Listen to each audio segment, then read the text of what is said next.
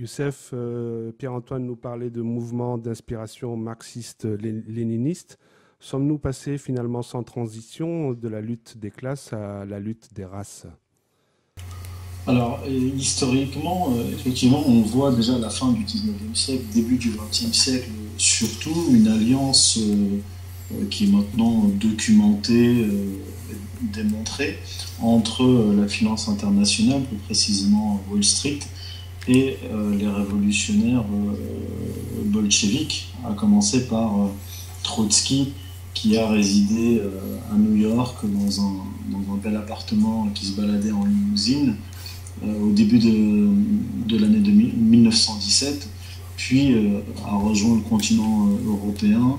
à partir de l'Allemagne qui, elle aussi, a soutenu la révolution bolchevique et a soutenu Lénine. D'ailleurs, la banque Crédit Lyonnais, à l'époque, avait blanchi beaucoup d'argent pour le compte de Lénine et des bolcheviks pour réaliser la révolution bolchevique. On sait notamment que la, la banque, la famille bancaire Rothschild avait soutenu financièrement le Japon dans sa guerre contre la Russie tsariste en 1904, donc à la veille de la première tentative de révolution bolchevique de 1905. Et comme l'a rappelé, comme l'a démontré Pierre-Antoine Plaquevent dans le dossier Stratégica, qui est extrait de son dernier livre, où on a vu à nouveau en mai 68 cette alliance entre CIA, Finance internationale et jeunes révolutionnaires marxo-trotskistes. Et pour revenir à votre question, donc de la lutte des classes à la lutte des races, l'objectif est toujours le même, celui de la subversion. Et ce que disait Karl Marx dans le manifeste pour le Parti communiste en 1848, il appelait de ses voeux, je cite, une guerre civile mondiale entre le prolétariat et la bourgeoisie. Donc la structure est toujours la même. Là, elle a une interprétation religieuse, je n'y reviendrai pas, j'ai exposé ça dans mes écrits, dans mes livres. Donc on a toujours cette structure d'antagonisme artificiel ou réel, mais qui est aggravée en vue de subvertir la société. Alors, et on a vu à partir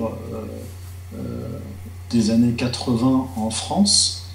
le passage de cette lutte des classes sur une base socio-économique à une lutte des races. Et d'ailleurs, le spécialiste de l'histoire économique Marc-Gabriel Draghi a publié très récemment un article où il mentionne la marche des beurs au début des années 80 qui coïncidait avec le tournant de la rigueur de 1983. Donc on parle de l'époque Mitterrand où ils ont abandonné tous leurs objectifs et le rêve socialiste vers plus d'égalité pour en fait l'adoption d'une politique thatchérienne, réganienne de libéralisation de l'économie, de financiarisation et donc de privatisation d'un certain nombre d'entreprises publiques. Et pour faire passer ces réformes libérales au service de la finance, eh bien, on a déclenché la marche des beurs, l'égalité. On a perverti, je crois, une première marche qui n'était pas raciale, mais qui était plutôt sociale, c'est-à-dire les jeunes de banlieue de l'époque qui ne demandaient pas de loi particulière communautaire, mais qui demandaient plutôt, qui voulaient une intégration socio-économique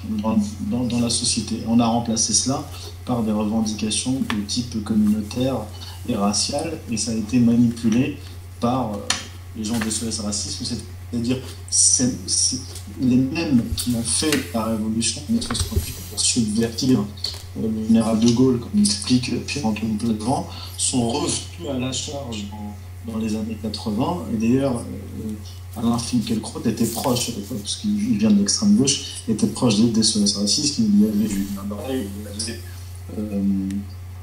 Bernard-Henri Lévy, il me semble qu'il y avait aussi l'UEJF, l'Union des étudiants juifs de France, qui poussait dans cette direction, c'est-à-dire dans la direction de l'opposition entre d'un côté les Maghrébins, la première et la deuxième génération, plutôt la deuxième génération, contre la majorité de la société, c'est-à-dire les Français de souche, pour masquer cette révolution libérale, financière, qui allait détruire la société. D'ailleurs, dans les années 80, Jacques Attali était le conseiller de Mitterrand, et il n'est pas étranger, c'est le moins qu'on puisse dire, à ce tournant de la rigueur de 1983 qui visait à transformer la France des années 80 en Angleterre des années 80 et détruire l'économie malienne.